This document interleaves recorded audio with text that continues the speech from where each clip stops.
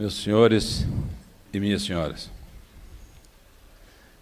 em ata datada de 25 de outubro de 1983, devidamente acompanhada de declaração assinada pelo professor Alberto Deodato Maia Barreto Filho, afirmando que correspondia àquela que se encontra lavrada em livro próprio, registrada no cartório Gera Oliva, Registro Civil das Pessoas Jurídicas desta capital, pode-se ver, literalmente, que, no segundo semestre de 1983, os professores Alberto Deodato Maia Barreto Filho, Humberto Teodoro Júnior, Ronaldo Benedito Cunha Campos e Sálvio de Figueiredo Teixeira resolveram criar o Instituto de Direito Processual, com sede em Belo Horizonte,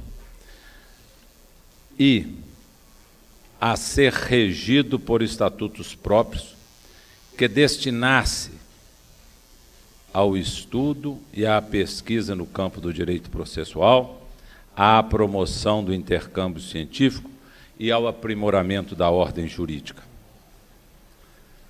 Segundo Vieira, nos sermões, o sol pode fazer dias longos. Dias grandes só os fazem e podem fazer as ações. Este grande dia, o dia da primeira reunião, quando se deliberou pela criação do Instituto de Direito Processual, deu-se em 30 de agosto de 1983, às 20h30, em casa do professor Sálvio de Figueiredo Teixeira, reunião que se seguiu de 4 outras naquele mesmo ano, em 13 de setembro, na casa do professor Humberto Teodoro, em 27 de setembro, na residência do professor Ronaldo Cunha Campos, em 11 de setembro, na casa do professor Alberto Deodato Filho, e em 25 de outubro, novamente, na residência do professor Sálvio de Figueiredo. Já naquela primeira reunião, assentaram os objetivos da sociedade, resolveram que os fundadores comporiam o conselho do Instituto e que os novos sócios seriam convidados ao ingresso por iniciativa do conselho. Decidiram ainda pela formulação de um anteprojeto em novo modelo de agravo de instrumento, tornando-o mais apto às suas finalidades. Reuniram-se uma segunda vez, quando minutaram o anteprojeto e resolveram que a entidade iria propugnar pela adoção do procedimento monitório no Brasil, tomando como ponto de partida o anteprojeto do professor Humberto Teodoro.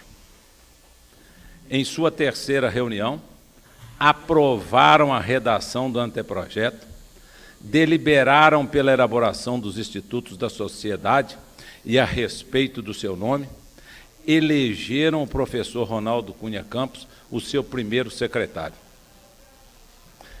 A quarta reunião foi igualmente proveitosa.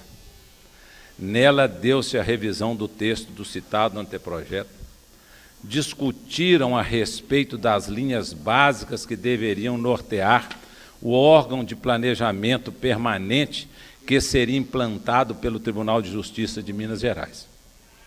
O professor Ronaldo Cunha Campos ficou encarregado de elaborar os estatutos e o professor Sálvio de redigir as atas das 4 primeiras reuniões, encargos que cumpriram fielmente.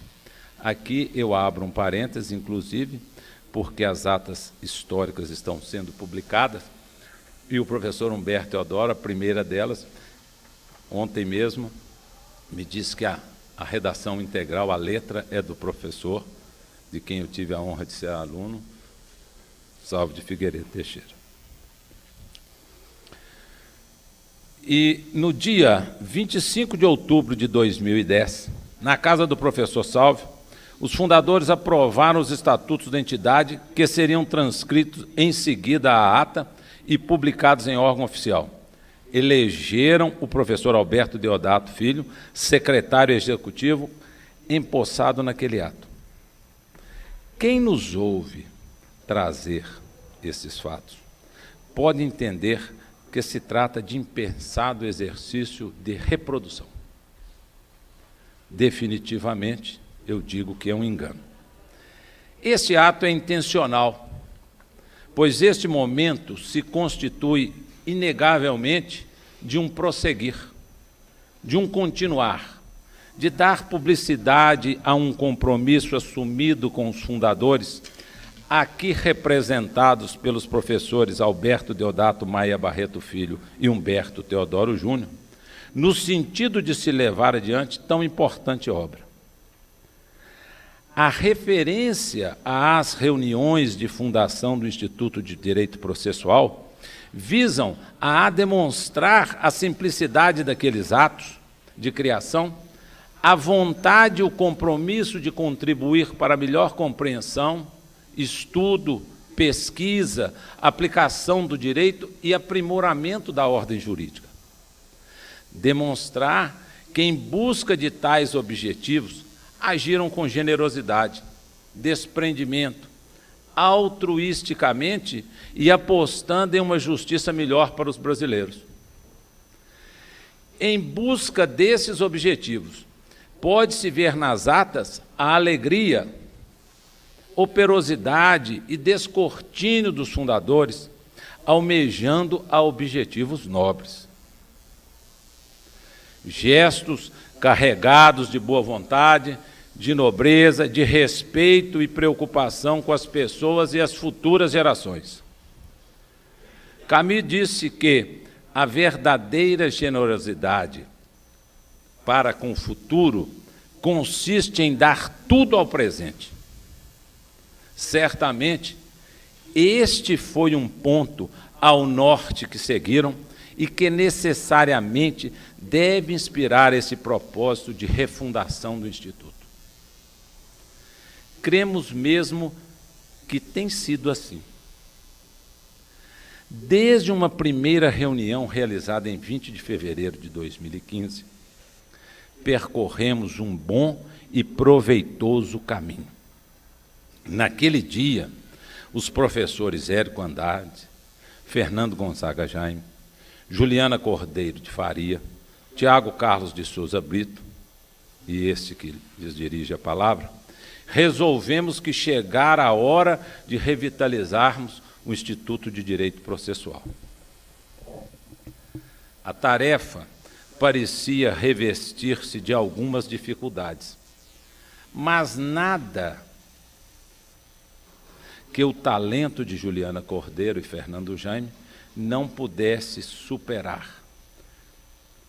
Aqui eu abro um parêntese, evidentemente, para dizer que esta obra não seria possível de ser e de ir no estado adiantado que está, não fosse realmente o comando da professora Juliana, do professor Fernando Jaime, evidentemente que sob as bênçãos dos fundadores que estão ainda presentes, que é o professor Alberto Deodato e o professor Humberto Teodoro Júnior. Fato é que trouxeram à campanha a fina flor da inteligência e juventude desta casa, interessada em desenvolver o estudo e a pesquisa do direito processual, para assim empreender a caminhada, dar os contornos e reconstruir o Instituto de Direito Processual. Alguns já professores, também dedicados ao exercício da advocacia, dentre eles doutores, mestres, doutorandos e mestrandos. Atenderam a esta convocação Délio Mota de Oliveira Júnior, Guilherme Costa Leroy, Leonardo Silva Nunes, Marcelo Veiga Franco, Suzana Santi Cremasco, Vitor Barbosa Dutra. Veio o trabalho, a força transformadora do empenho, semelhante ao que fizeram os fundadores. colocaram suas mãos à obra, e as dificuldades ruíram, como bem disse Guimarães no Grande Sertão. Para trabalho que se quer, sempre a ferramenta se tem. É evidente que para uma obra em contínuo, o repouso é moderado. Apenas o suficiente para estabelecer e corrigir rumos.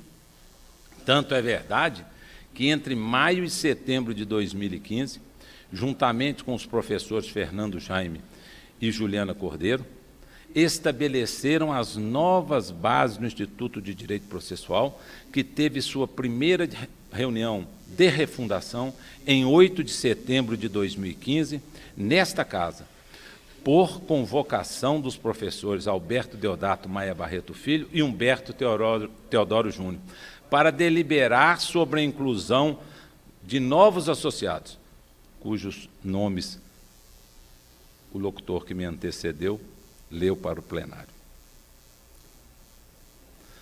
Para deliberar sobre a inclusão de novos associados na qualidade de associados refundadores, reforma integral dos estatutos, eleição do presidente, vice-presidente, conselho geral, dos diretores executivos e científicos que fazem parte dessa mesa, posse dos integrantes do conselho permanente e fixação, inclusive, do valor da anuidade. O conselho permanente do Instituto ficou assim formado: Adriana Goulart de Sena Orsini, Dierle José Coelho Nunes, Érico Andrade, Fernando Gonzaga Jaime, Glaucio Ferreira Maciel Gonçalves, João Alberto de Almeida, José Marcos Rodrigues Vieira, Juliana Cordeiro de Faria e Tereza Cristina Sorice Baracho Tibal.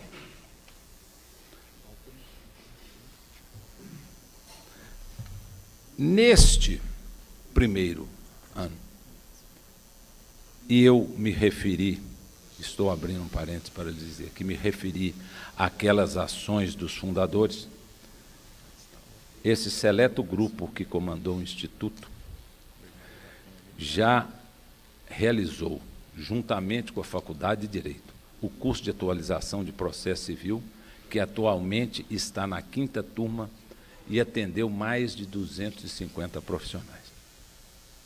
Emitiu opinião legal ao Tribunal de Justiça de Minas Gerais e ao Tribunal Regional Federal da Primeira Região, acerca da conveniência da suspensão do expediente forense nos dias 16 e 17 de março, para evitar discussão acerca de direito intertemporal. Realizou inúmeros cursos in company para grandes escritórios da advocacia mineira, departamentos jurídicos também de empresas. Lançou o livro Processo Civil Brasileiro e está realizando este congresso. Por isso que eu fiz questão de ser minudente com as ações dos fundadores. Exatamente por isso, para dizer que o Instituto tem procurado agir nos mesmos moldes e no pensamento daqueles que o fundaram. Feitas estas considerações, neste momento, cabe-nos agradecer aos professores Alberto Deodato Maia Barreto Filho, e eu o faço na pessoa dos seus filhos, ex-alunos dessa casa que estão aqui presentes, nos assistindo, e que estendam ao seu pai, mais uma vez, os nossos agradecimentos, os filhos e também os netos, os nossos agradecimentos e o nosso abraço, o professor Deodato, com quem tive a oportunidade de conviver por vários longos anos nessa casa, e que era um expoente, um homem respeitado, um homem de bem, professor de nomeada. Bom, e também ao professor Humberto Teodoro Júnior, este dispensa aqui também os comentários, né, professor de nós todos, nosso comandante, né, ele e o professor Deodato constituem a presidência e a vice-presidência do Instituto. Feitas estas considerações, cabe-nos agradecer aos professores Alberto Deodato e Humberto Teodoro, repito, sem nos esquecermos de Ronaldo Benedito Cunha Campos e Salve de Figueiredo Teixeira, pela obra que ergueram e pela generosidade de entregá-la às novas gerações. O ato de bem criar e, ao mesmo tempo, este gesto dos criadores, ao se desprenderem da criatura, revela o melhor do humano, pois ao delas se separarem, permitem-lhe alçar voo ilimitado ao futuro, superando os limites do tempo, revelando um querer bem a ela própria e às pessoas que de seus frutos puderem usufruir.